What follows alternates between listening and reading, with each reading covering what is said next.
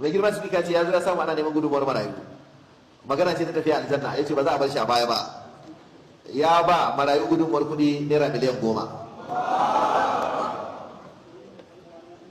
da shi da 'yan uwansa 'yan majalisa musulmai, yana so an je lahira albarka taimakon marayu duk abu ne su wuce.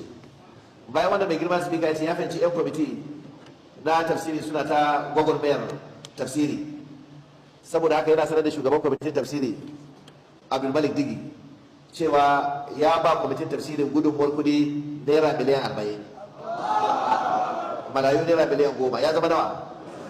Naira miliyan 50.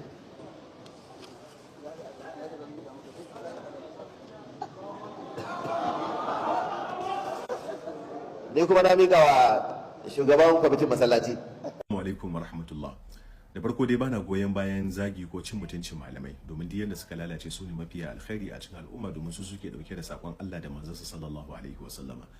Jin wannan magana ta Malam Kabiru Gombe sai ta tuna mun wata hira da nayi da wani bawan Allah wanda shi ya sani, ni na sani, yana ta'ammuli da danne haƙoƙin bayan Allah. Sai yake kafa mun hujja da cewa yana ciyar da bayan Allah, yana sadaka, yana ɗaukan nauyin marayu, yana taimakon addinin Allah. Tsammanin shi wannan zai siya mashi yanci a wurin Allah subhanahu wataala. Wato wannan tunanin kusan za a iya cewa shine average tunanin duk wani wanda yake da alaka da danne haƙoƙin bayan Allah a kowane bigire na rayuwa, musamman 'yan siyasa waɗanda suka nemi amanonin al'umma, aka ba su wannan amana, suka ci amana, suka danne haƙoƙin al'umma, suka kuntata wa mutane, suka wawushe dukiyoyin al'umma. Sai su yi amfani da irin wannan lokaci na watan Ramadan a sai shinkafa, a sai taliya, a sai gero da shuga, a raba wa mutane kuɗi, a taimaki marayu, tsammanin su wannan zai kwace su a wurin Allah subhanahu wataala. Wallahi alazim wannan kuskure ne. In duniya zaka ciyar, in marayun duniya zaka ɗauki nauyin su, matukar akwai haƙƙin mutum ɗaya ka mutu da shi bai yafe maka ba, na rantse da Allah sai ka shiga azabar Allah subhanahu wataala. Domin ka'idar Allah baya yafe laifin bayi, duk haƙƙin wani akan ka Allah baya yafewa. Domin har yake kawo mun cewa innal hasanati yudhibuna sayyi'at, wai kyawawan ayyuka suna tafiyar da munana. Na ce wani alakar ka da Allah subhanahu wataala ce, amma tsakanin bawa da bawa manzon Allah sallallahu alaihi wasallam sai da ya rantsuwa, yake cewa la tu'addanna al-huquqa ila ahliha yawm al-qiyamah. Manzon Allah ce wallahi al-azim ranan tashin al-qiyama sai an maida haƙoƙa zuwa ga ma'abocin su, ma'abota wa'annan haƙoƙan, hatta yuqadal shatil jalha min shatil qarna, kai hatta kadduwa mai kaho ta tunkuyi mara kaho ranar gobe kiyama sai an umarci mara kahon nan kaho ya fito akan ta, an yi kisasi, an yi balancing, sannan a ce musu zama turbaya. Saboda haka ku daina ruguwa da irin wayannan abubuwan.